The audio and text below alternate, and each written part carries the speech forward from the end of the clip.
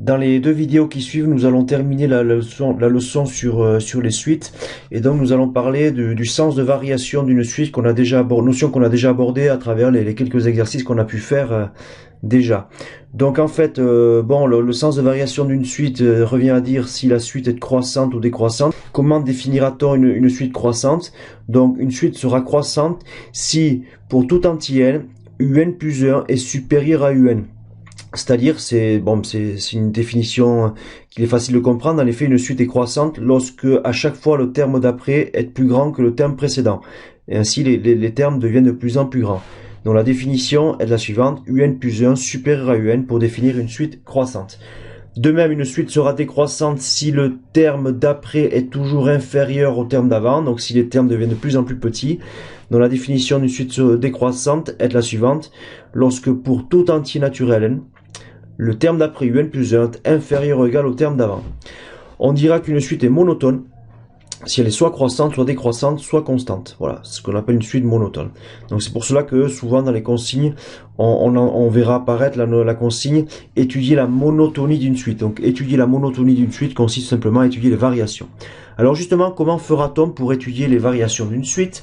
Alors on l'a vu dans les exercices, lorsqu'il fallait prouver qu'une suite était croissante ou décroissante, on a appliqué ce qu'on appelle ici la méthode générale, qui correspond en fait à la définition qu'on vient de voir. Pour déterminer si une suite est croissante ou décroissante, en fait il faut comparer deux termes quelconques qui se suivent. Donc il faut comparer le terme d'après un plus 1 avec le terme d'avant.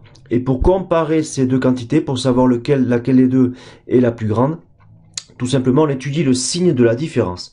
Donc on calcule la différence un plus 1 moins un, et une fois que la différence est calculée, on essaie de déterminer son signe, dire si cette différence est positive ou négative. Donc regardons un petit peu ce qui est demandé dans l'exercice 8 et appliquons cette méthode aux deux suites de l'exercice 8. Donc la première suite c'est un égale 2n moins 1 sur n plus 2. Donc je vais appliquer la méthode générale, l'idée c'est de comparer un plus 1 avec un. Donc je vais calculer la différence un plus 1 moins un. Donc ici nous avons une formule explicite. Donc il s'agit pour exprimer u indice n plus 1, il s'agit de prendre la formule qui exprime u indice n et de remplacer n par n plus 1. Donc ce qui donne 2 facteurs de n plus 1 moins 1 sur n plus 1 plus 2. Moins un, donc je recopie un et je calcule. Donc ça donne, je développe en haut, ça fait 2n plus 2 moins 1 sur n plus 3 en bas, moins 2n moins 1 sur n plus 2, et donc j'obtiens 2n plus 1 sur n plus 3, moins 2n moins 1 sur n plus 2. Donc nous avons une différence de deux quotients, de deux fractions, et l'idée c'est que derrière, une fois avoir fini le calcul, il va falloir étudier le signe du résultat. Donc ici, l'expression actuellement n'est pas propice, ne se présente pas de manière propice pour faire une étude de signe. Ce que je vais faire, c'est que je vais rassembler ces deux fractions en une seule. Donc pour cela, je suis obligé de réduire au même dénominateur. Donc le principe, c'est que lorsqu'on a deux dénominateurs différents, on peut fabriquer un dénominateur commun en multipliant les deux dénominateurs entre eux. Donc par exemple ici, la première fraction qui est déjà sur n plus 3, je vais multiplier en bas par n plus 2, par l'autre dénominateur, et donc je suis obligé de multiplier en haut aussi par n plus 2. Donc le 2n plus 1, je multiplie par n plus 2 en prenant garde à bien mettre les parenthèses. De la même manière, la deuxième fraction qui est déjà sur n plus 2, je vais multiplier en bas par par n plus 3. Ainsi, j'aurai un dénominateur commun. Donc ce qui était en haut, je vais aussi le multiplier par n plus 3. C'est la règle de transformation des fractions. Du coup, je vais tout rassembler en une fraction qui a pour dénominateur commun n plus 3 facteur de n plus 2. Et je vais calculer le numérateur obtenu. Donc je vais ici développer les deux numérateurs et les rassembler en faisant attention par la soustraction. Donc le premier numérateur, je le développe, ça donne 2n carré plus 4n plus n plus 2. Moins le deuxième numérateur, une fois développé, ça va donner 2n carré plus 6n moins n moins 3. Et je mets tout ça entre parenthèses parce que j'ai un signe moins qui peut poser problème ici. Du coup, je vais enlever ces parenthèses et changer le signe des éléments qui sont à l'intérieur à cause du signe moins. Je vais avoir 2n carré plus 4n plus n, ça fait 5n plus 2, moins 2n carré. À l'intérieur, j'avais 6n moins n, c'est-à-dire plus 5n. je le sors de la parenthèse, ça va donner moins 5n, et le moins 3 donne plus 3. Sur n plus 3 facteur de n plus 2, je ne développe pas le dénominateur. Ce qui donne, il me reste en haut, les n carrés s'éliminent, donc j'en ai plus, les 5n et moins 5n également, il va me rester simplement 5 sur n plus 3 facteur de n plus 2. Donc voilà le résultat de la soustraction un plus 1 moins un.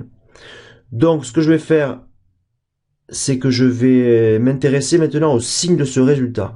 Donc ici, ça va pas être très compliqué. En effet, n n'est pas n'importe quel type de nombre, c'est un nombre entier naturel. Donc on note n appartient à l'ensemble des entiers naturels. Ce qui dit que n est un nombre positif. Et donc, à partir du moment où n est un nombre positif, n plus 3 le sera aussi, ainsi que n plus 2. Et si n plus 3 et n plus 2 sont positifs, leur produit sera forcément positif, même strictement positif. Bon, mais de même, 5 est un nombre positif, donc j'en déduis que mon quotient 5 sur n plus 3 facteur de n plus 2 est une quantité positive, ce qui revient à dire que ma différence un plus 1 moins un est positive, et donc, puisque la différence un plus 1 moins un est positive, lorsqu'une différence est positive, ça signifie que le premier élément de cette différence un plus 1 est supérieur au second. Donc j'ai démontré que un plus 1 était supérieur à un, ce qui me permet de dire par définition que la suite un est une suite croissante. Voilà pour ce premier cas de figure. Nous allons maintenant traiter un deuxième cas de figure, toujours avec la même méthode. Le deuxième exemple est le suivant, un égale 1 demi multiplié par 3 puissance 2n-1. Donc, en appliquant la méthode précédente, calculons un plus 1 moins un.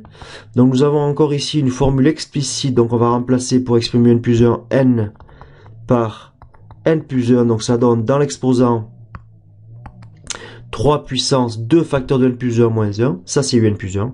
Moins un. Je recopie un. Donc, je vais développer l'exposant ici, ça donne 3 puissance 2n plus 2 moins 1, ce qui donne 2n plus 1, moins 1 demi fois 3 puissance 2n moins 1. Nous avons encore une soustraction, donc pour déterminer le signe, on va transformer cette écriture, et ici, ce qu'on va essayer de faire, c'est une factorisation. Donc, on peut factoriser par 1 demi, ce qui donne 1 demi facteur de 3 puissance 2n plus 1, moins 3 puissance 2n moins 1. Alors ici, un petit peu comme on l'a vu dans les exercices faits précédemment, on a une différence entre deux puissances. Donc nous avions vu que la puissance la plus forte contient la puissance la plus faible. Donc la puissance la plus forte ici, c'est 3 puissance 2n plus 1. Donc cette puissance-là, je peux la décomposer en 3 puissance 2n moins 1, multiplié par la quantité qu'il me manque pour récupérer 3 puissance 2n plus 1. Alors, pour passer de 2n moins 1 à 2n plus 1, il me manque encore 2. Donc, je vais écrire 3 puissance 2. Donc, 3 puissance 2n moins 1 multiplié par 3 puissance 2, ça donne bien. Le nombre de facteurs 3 à l'intérieur est égal à 2n moins 1 plus 2, ça donne bien 2n plus 1. Je récupère bien le 3 puissance 2n plus 1. Moins 3 puissance 2n moins 1. Et je peux, grâce à ce travail-là, sortir de la parenthèse un facteur commun qui est 3 puissance 2n moins 1. Et il va me rester dans la parenthèse d'abord 3 au carré qui était apparu ici, moins 1. Du coup, ça donne 1 demi facteur de 3 puissance 2n moins 1 fois le résultat de 3 au carré moins 1, 3 au carré 9 moins 1, 8. Et donc le 1 demi fois 8, ça fait 4 fois 3 puissance 2n moins 1. Donc voilà le résultat de un plus 1 moins un. Bon, maintenant ici ça va être on va rapidement terminer concernant le sens de variation, puisqu'il s'agit maintenant d'étudier le signe du résultat obtenu. Alors 4 est un nombre positif, et une puissance de 3, c'est 3 fois 3 fois 3, etc. Donc le résultat d'une puissance de 3 sera également un nombre positif. Donc on peut dire que pour tout entier naturel n, on a 4 multiplié par 3 puissance 2n moins 1, qui est une quantité strictement positive, ce qui revient à dire que un plus 1 moins un est positive, et donc que un plus 1 est supérieur à un encore une fois ici. Donc, la suite UN est croissante. Voilà donc deux exemples d'application de la méthode générale qui consiste à étudier le signe UN plus 1 moins UN pour obtenir le sens de variation d'une suite. Maintenant, si je reprends le cours, on va voir qu'il existe en fait une deuxième possibilité pour étudier les variations d'une suite, qui sera une possibilité moins souvent, moins fréquemment appliquée, mais qu'il faut voir quand même. Donc, une deuxième possibilité, c'est d'utiliser les variations d'une fonction dans le cas particulier où on aurait une suite définie de manière explicite, UN égale f de n, UN en fonction de n.